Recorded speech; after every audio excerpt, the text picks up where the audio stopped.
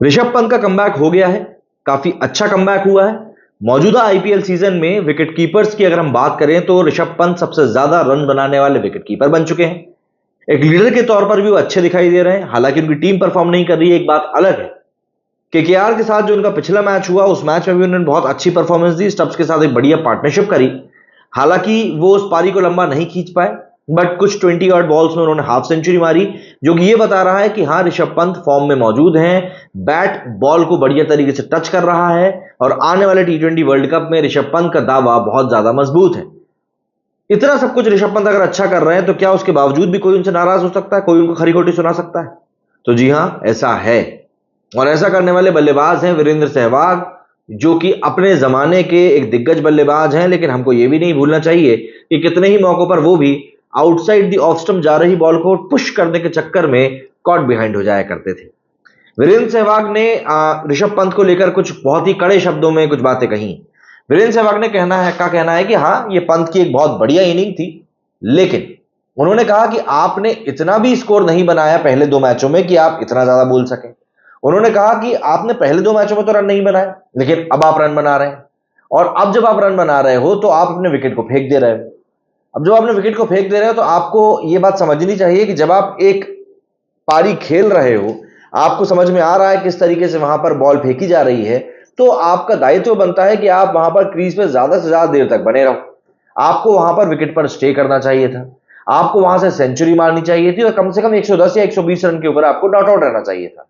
क्योंकि जो रन्स होते हैं अभी आपके आ रहे हैं, लेकिन क्रिकेट में बहुत ज्यादा बार ऐसा होता है कि रन्स आने बहुत जल्दी बंद भी हो जाते हैं। भाई, बहुत खेला है सहवाग ने, तो ऑब्वियसली बात उनको पता है।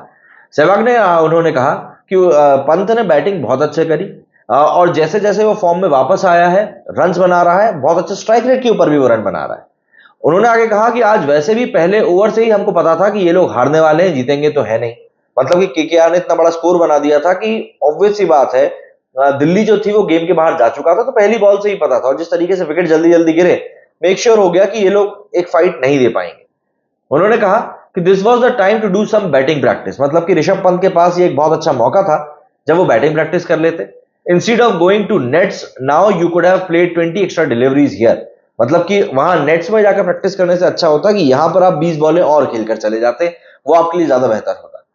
अब यहां पर आपने क्या किया, आपने प्रैक्टिस को ज्यादा तवज्जो दे दी आपने, लेकिन आपने इस मैच में बिल्कुल भी अच्छे से परफॉर्म नहीं किया। मतलब कि आपको एक लंबी पारी खेलनी चाहिए थी, बट आप वो चीज कर नहीं पाए। अब देखिए, वीरेंद्र सहवाग की बात यहां पर गलत नहीं है। ऋषभ पंत जिस सिचुएशन में थे, जिस पॉइंट पर वो गेम खेल रहे थे, वो लिटरली हर बॉल के ऊपर बल्ला घुमा रहे थे।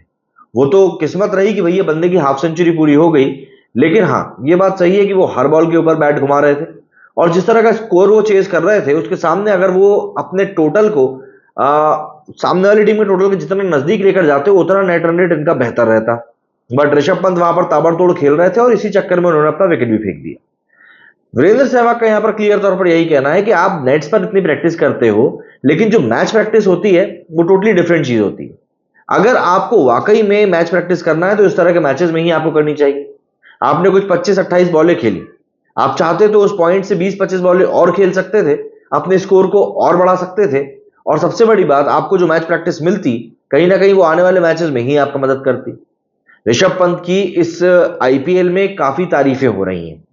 इन तारीफों के बीच में वीरेंद्र सहवाग ने जो एक क्रिटिसिज्म किया है, उसको अगर आप ध्यान से देखेंगे तो आपको कई मायनों में सही लगेगा। लेकिन वीरेंद्र सहवाग खुद इस चीज के ऊपर काम नहीं करते थे। मतलब कितने ही क्रिकेटरों ने बोला है कि हम वीरेंद्र सहवाग को बोला करते थे कि वीरू आराम से, वीरू आराम से, लेकिन वीरू तो अपनी तरीके से खेलता था। ऐसे ही ऋषभ पंत का भी है। ऋषभ पंत का भी अपना ही एक तरीका है, ऋषभ पंत का भी अपना ही एक नेचुरल इंस्टिंक्ट है, और ऋषभ पंत का ही अपना एक मसल मेमोरी। भाई, उस बंदे का खेलने का जो तरीका है वो वैसे ही खेलेगा। तो ऐसे में यहां पर ये कहकर क्रिटिसाइज करना, डिमोरलाइज करना ऋषभ पंत को कि नहीं, तुम और अच्छा खेल सकते थे पर तुमने खेला नहीं, मुझे ऐसा लगता है ऋषभ पंत जिस सिचुएशन से वापस आया है, उस सिचुएशन से हमें ऋषभ पंत को सिर्फ अप्रिशिएट करना चाहिए कि वो इतने बड़े लेवल पर आकर एक बार फिर से परफॉर्म कर रहा है, जहां पर डॉक्टर्स ने उसको बोल दिया था कि भाई तुम शायद ही चल पाओगे। ऐसी सिचुएशन से अगर 1 साल 1.5 साल के अंदर ऋषभ पंत वापसी करते हैं तो ये वाकई में काबिल तारीफ ही कहा जाएगा। और अगर आप इस चीज को अप्रिशिएट करें तो शायद और बेहतर होगा। बट जैसा कि हम जानते ही हैं, ये हमारे नेचर में होता है कि जब तक क्रिटिसाइज नहीं करते तब तक ऐसा लगता है कि यार मतलब खाना पचेगा कैसे। वीरेंद्र सहवाग ने कुछ ऐसा ही हार्दिक पांड्या को लेकर भी कहा था। पहले उन्होंने पांड्या को लेकर कहा कि भैया ये हार्दिक पांड्या की मुंबई है, रोहित की मुंबई होती तो पलटवार कर लेती। मतलब एक तरफ तो आप खुद ही इन चीजों को लेकर बोल रहे हो कि यार ये सब क्या है क्या नहीं है, वहीं दूसरी तरफ अगर हम बात करें तो आप बोल रहे हो कि नहीं भैया हार्दिक पांड्या को आप ट्रोल मत करो, हार्दिक पांड्या को आप बू मत करो। तो ये सब दो दो तरह की जो बातें होती हैं ये कमेंट्री बॉक्स में अक्सर हो जाती हैं। लेकिन फिलहाल अगर हम बात करें तो दिल्ली की जो परिस्थिति है वो बहुत ज्यादा बेहतर है नहीं। दिल्ली भी पॉइंट्स टेबल में अब नीचे की तरफ जाती जा रही है और वहां से वापसी कर पाना दिल्ली के लिए भी काफी ज्यादा कठिन हो जाएगा, ये एक बात तय मानी जा रही है। दिल्ली की अगर हम करंट सिचुएशन की बात करें तो 4 मैच वो खेल चुकी है, जिनमें से उसने 1 मैच जीता है और 3 मैच वो हार चुके हैं। 3 मैच हारने के कारण वो इस समय सेकंड लास्ट पोजीशन पे है। Second last position all courtesy of Mumbai Indians, जो कि 3 मैच खेलकर तीनों मैच हार चुके हैं और उनका नेट रन रेट -1.43 है। यहां पर अगर हम किसी टीम की बात करें तो सिर्फ मुंबई इंडियंस है जिनका एक भी पॉइंट मौजूद नहीं है। तो हार्दिक पांड्या की टीम यहां पर किस तरीके से कमबैक करेगी हर कोई सोच रहा है, बट ऋषभ पंत की टीम भी यहां पर कोई कुछ बेहतर परफॉर्म नहीं कर रही है। अगर हम एक तरीके से बात करें तो royal Challengers Bengaluru, Delhi Capitals और मुंबई इंडियंस, ये तीनों टीमें इस समय बिल्कुल सबसे टॉप बॉटम में बैठी हुई हैं। यहां पर लेकिन सनराइजर्स हैदराबाद और पंजाब किंग्स भी अगर हम हालात देखें तो इनकी भी दोनों की बेहतर नहीं है। मतलब कि सनराइजर्स हैदराबाद, पंजाब, बेंगलुरु, दिल्ली और मुंबई, इन 5 टीमों ने मिलकर, मतलब क्या बताऊं मैं आपको, इन 5 टीमों के जो पॉइंट्स हैं, इन 5 में से 3 टीमों के सिर्फ 4 टीमों के 2-2 पॉइंट ही हैं और मुंबई के बिल्कुल 0 पॉइंट है। अब इसीलिए कहीं ना कहीं जो इतनी बातें उठ रही हैं ना कि यार मुंबई कैसे कमबैक करेगी, मुंबई कैसे कमबैक करेगी, इसीलिए उठ रही है। हालांकि अगर आप देखेंगे तो दिल्ली, रॉयल चैलेंजर्स बेंगलुरु और पंजाब, इन तीनों के भी कोई हालात बहुत अच्छे नहीं है। सनराइजर्स हैदराबाद के भी कोई बहुत अच्छे हालात नहीं है।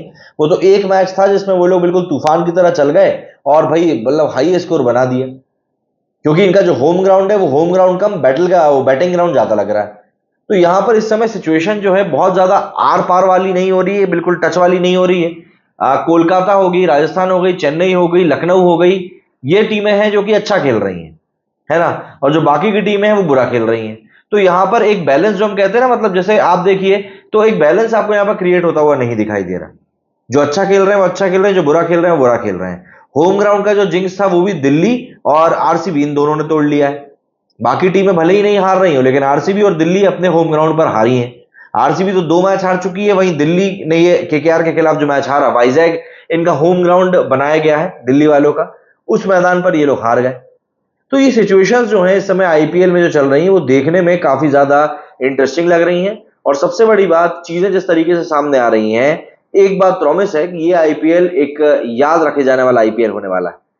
ऋषभ पंत की कप्तानी को लेकर आपके क्या कुछ एक्सपर्ट्स कमेंट है, कमेंट करके मुझको जरूर बताइएगा। और वीरेंद्र सहवाग की जो राय है पंत को लेकर, उससे आप लोग कितना सहमत करते हैं ये भी कमेंट में बताइए। मेरे इस वीडियो फिलहाल उतना ही। जय हिंद, जय भारत।